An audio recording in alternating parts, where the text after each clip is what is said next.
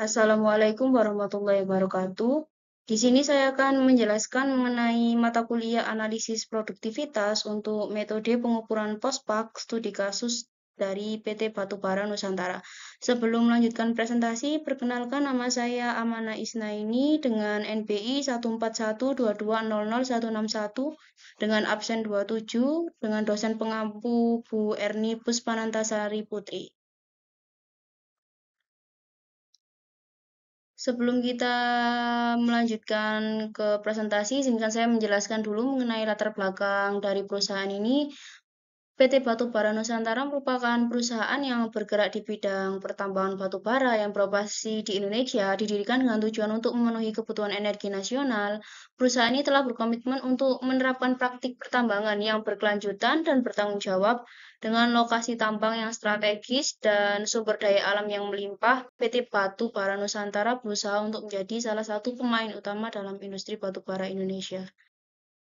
Di sini merupakan data keuangan perusahaan dari PT Batubara Nusantara. Ada 6. Yang pertama yaitu produksi, organisasi, dan penjualan dengan periode waktu selama 13 bulan. Yang selanjutnya adalah data keuangan perusahaan dari PT Batubara Nusantara dengan 3 kategori yaitu produk, tenaga kerja, dan modal. Nah, ini tuh rata-rata rasio produktivitas, tapi itu aspek produksi. Di sini ada data keuangan perusahaan, aspek produksi dengan pendapatan bersih dan juga HPP. Kemudian ini adalah data untuk membuat grafik rasio produktivitas produksi. Di sini juga terdapat pendapatan bersih, HPP, kemudian rasio produktivitas produksi. Di sini terdapat data untuk membuat grafik rasio, di sini terdapat rasio produktivitas produksi. Dan di sini kemudian dijelaskan berdasarkan gambar dari grafik rasio produktivitas produksi, maka dapat dianalisis beberapa kondisi sebagai berikut, yaitu yang pertama rasio produktivitas produksi tertinggi adalah 54,8 pada bulan November, kemudian yang terendah yaitu berada di angka 1,50 pada bulan Desember, yang tengah-tengah antara tertinggi dan terendah adalah 2,17 pada bulan April. Selanjutnya yaitu aspek organisasi dengan nilai tambah dan juga biaya umum. Berikut adalah data keuangannya dengan periode 13 bulan. Kemudian ini data untuk menghitung rasio produktivitas organisasi berdasarkan nilai tambah dan juga biaya umum. Kemudian didapatkan hasil yaitu untuk grafik rasio produktivitas organisasi, kemudian digambarkan grafiknya seperti contoh di samping. Kesimpulannya adalah berdasarkan gambar grafik rasio produktivitas organisasi, maka dapat dianalisis beberapa kondisi sebagai berikut. Yang pertama yaitu rasio produktivitas organisasi tertinggi berada pada angka 2,59 pada bulan November, kemudian rata-rata terendah dengan nilai 1,28 pada bulan Maret, kemudian rasio produktivitas organisasi tengah-tengah antara tertinggi dan terendah pada nilai 2,07 pada bulan Agustus. Kemudian aspek penjualan dengan laba kotor dan biaya penjualan dengan data keuangan perusahaan sebagai berikut. Kemudian diketahui nilai rasio produktivitas penjualannya. Setelah diketahui nilainya, dibuat grafik seperti ini dan yang dari nilai rasio produktivitas penjualan. Setelah itu dapat kita simpulkan dari rasio produktivitas penjualan beberapa kondisi sebagai berikut. Tertinggi dengan nilai 2,23 pada bulan Februari, terendah 1,78 pada bulan Desember, dan tengah-tengah antara tertinggi dan terendah pada nilai 2,06 pada bulan Mei. Selanjutnya yaitu aspek produk dengan rumus laba kotor dan biaya langsung. Berikut adalah data keuangan perusahaan pada aspek produk, dan setelah dihitung dapat diketahui rasio produktivitas pada aspek produk. Ini grafiknya. Kemudian bisa disimpulkan untuk nilai tertinggi adalah 1,24 pada bulan November, terendah 1,06 pada bulan Juli, tengah-tengah antara tertinggi dan terendah dengan nilai 1,15 pada bulan Maret. Selanjutnya yaitu aspek tenaga kerja. Berikut adalah data keuangan perusahaan tenaga kerja yang terdiri dari laba kotor dan gaji total. Kemudian dihitung menghasilkan rasio produktivitas tenaga kerja. Nilai rasio produktivitas tenaga kerja tersebut akan dibuat grafik seperti gambar di sini. Kemudian dapat dianalisis beberapa kondisi sebagai berikut. Rasio produktivitas tenaga kerja tertinggi terdapat pada nilai 2,45 pada bulan Desember. Rasio produktivitas tenaga kerja terendah pada 1,88 pada bulan September. Kemudian rasio produktivitas tenaga kerja tengah-tengah didapatkan dari angka 2,12 pada bulan November. Ini rata-rata rasio produktivitas yang terakhir, yaitu aspek modal dengan rumus pendapatan bersih per modal, dan didapatkan nilai dari rasio produktivitas modal seperti data di samping. Kemudian, nilai dari rasio produktivitas modal tersebut akan dibuat grafik seperti ini.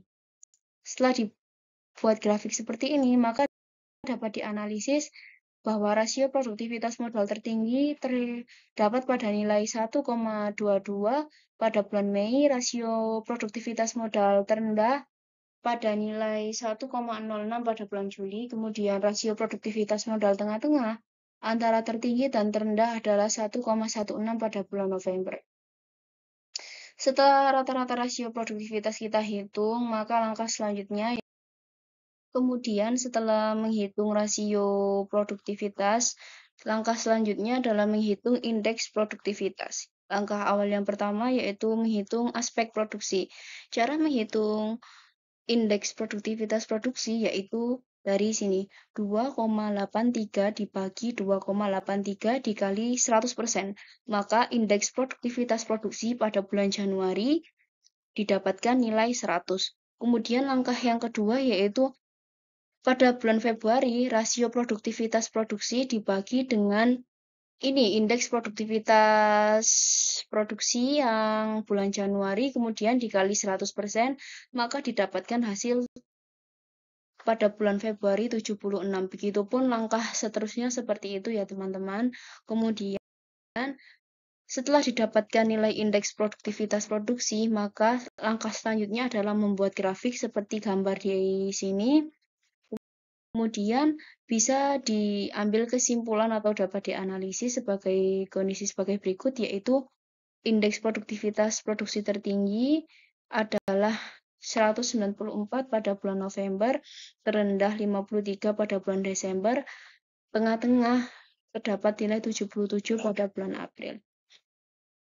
Yang selanjutnya yaitu aspek organisasi. Cara menghitungnya juga sama. Untuk rasio produktivitas organisasi sudah diketahui dan dihitung pada sebelumnya ya. Kemudian indeks produktivitas organisasi 1,71 dibagi 1,71 dikali 100%, maka didapatkan nilai 100. Kemudian ini 2,32 dibagi 1,71, maka didapatkan hasil 136. Setelah didapatkan hasil pada indeks produktivitas organisasi, maka langkah selanjutnya yaitu sama membuat grafik, dan dari grafik tersebut dapat dianalisis bahwa indeks produktivitas aspek organisasi tertinggi terdapat pada nilai 151 pada bulan November, indeks produktivitas organisasi terendah pada nilai 75 bulan Maret, kemudian indeks produktivitas organisasi tengah-tengah dengan nilai 121 pada bulan Agustus. Kemudian yaitu aspek penjualan, sama seperti sebelumnya ya teman-teman untuk perhitungan, sehingga bisa didapatkan nilai indeks produktivitas penjualan seperti tabel berikut dan grafik sebagai berikut. Dan dapat dianalisis bahwa nilai tertinggi terdapat pada nilai 110 pada bulan Februari, terendah 88 pada bulan Desember, dan tengah-tengah terdapat pada nilai 102 bulan Mei. Kemudian aspek produk, cara menghitungnya juga masih sama ya. Kemudian didapatkan nilai indeks produktivitas produk seperti tabel di sini dan dapatkan grafiknya juga sehingga bisa dianalisis seperti tulisan di sini. Kemudian aspek tenaga kerja juga sama caranya, 2,18 dibagi 2,18 dikali 100%, maka didapatkan hasil 100, begitupun juga dengan 2,02 dibagi 2,18 dikali 100, maka didapatkan hasil 92, 2,41 dibagi 2,18 dikali 100 didapatkan hasil 110, begitupun juga dengan seterusnya. Setelah didapatkan hasilnya, bisa digunakan grafik sebagai berikut dan dapat dianalisis dengan nilai tertinggi 112 pada bulan Desember, nilai terendah pada 86 pada bulan September, kemudian nilai tengah-tengah pada bulan November dengan nilai 97. Kemudian yang terakhir, indeks produktivitas pada aspek modal yang caranya juga sama seperti cara-cara sebelumnya sehingga bisa didapatkan data sebagai berikut dan grafik aspek modal seperti ini dari periode Januari sampai bulan Januari. Jadi totalnya ada 13 bulan ya. Dan dapat dianalisis seperti berikut. Nilai tertinggi yaitu 107 pada bulan Mei, nilai terendah 93 pada bulan Maret, kemudian nilai tengah-tengah dengan nilai 101 pada bulan November. Nah, selanjutnya agak berbeda dengan sebelum-sebelumnya. Setelah nilai dari keseluruhan aspek dihitung, rasio produktivitasnya itu akan dibuat tabel seperti ini, mulai dari aspek produksi sampai aspek modal, sehingga didapatkan rata-rata rasio produktivitas dari keseluruhan aspek, mulai dari produksi, organisasi, penjualan, produk, tenaga kerja, dan modal, didapatkan nilai sebagai berikut. Kemudian dibuat grafik sehingga tampak seperti grafik di sini dan dapat dianalisis dengan beberapa kondisi sebagai berikut. Rata-rata rasio produktivitas keseluruhan aspek tertinggi adalah 2,65 pada aspek produksi. Rata-rata rasio produktivitas keseluruhan aspek terendah nilainya 93 pada aspek produk. Kemudian rata-rata rasio produktivitas keseluruhan aspek tengah-tengah antara tertinggi dan terendah adalah 2,06 pada aspek penjualan. Kemudian jangan lupa dihitung juga untuk indeks produktivitas keseluruhan aspek, sama juga aspek produksi sama aspek modal. Setelah dihitung juga, kemudian dibuat tabel seperti ini, dan dihitung rata-rata indeks ke produktivitas keseluruhan aspek, didapatkan nilai sebagai berikut dan grafik seperti gambar di samping. Dan dapat dianalisis dengan beberapa kondisi sebagai berikut. Rata-rata indeks produktivitas keseluruhan aspek tertinggi dengan nilai 112 pada aspek organisasi. Rata-rata indeks produktivitas keseluruhan aspek terendah dengan nilai 94 pada aspek produksi. Rata-rata indeks produktivitas keseluruhan aspek tengah-tengah dengan nilai 100 pada aspek modal.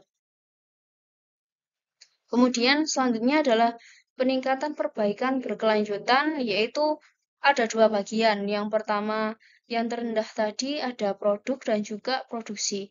Dengan kriteria sebagai berikut. Untuk bagian produk, kriteria produksinya itu produk quality dengan tindakan perbaikan peningkatan kualitas produk serta inovasi produk.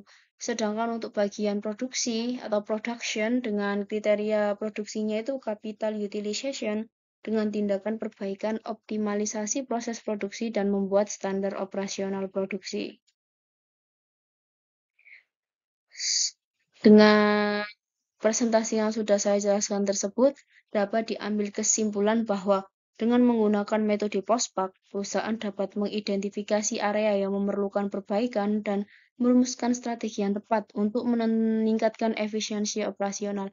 Hasil analisis menunjukkan bahwa meskipun ada tantangan, perusahaan memiliki potensi yang besar untuk tumbuh dan berkontribusi positif terhadap industri pertambangan di Indonesia dengan fokus pada peningkatan berkelanjutan di PT Batubara Nusantara dapat memastikan pertumbuhan yang berkelanjutan dan daya saing yang lebih baik di pasar. Sekian presentasi dari saya. Kurang lebihnya mohon dimaafkan. Wassalamualaikum warahmatullahi wabarakatuh.